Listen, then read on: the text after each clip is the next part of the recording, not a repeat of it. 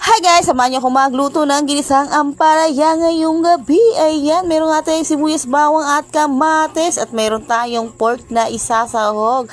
Ayan, halagang 100 pesos nga yan guys na pinili ko guys. Ayan, meron tayong 4 na egg na isasahog ko talaga yan guys lahat. Mas masarap kasi yung ampalaya na maraming egg. Ayan, nagisa na nga ako ng sibuyas, bawang at sinama ko na nga itong karning baboy. Ayan, tingnan nyo naman ang halagang 100 pesos guys. Napakarami na nga nito isasahog kong karning baboy.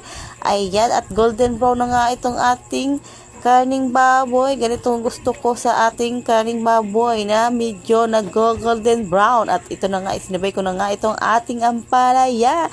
Ayan, minikos-mekos ko na nga yan at maya-maya maluluto na nga ito at lalagay na natin yan ng egg.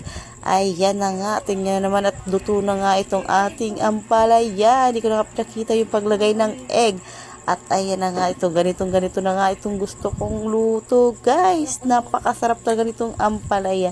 Favorite na ang buong pamilya namin guys, itong ampalaya. Thank you for watching.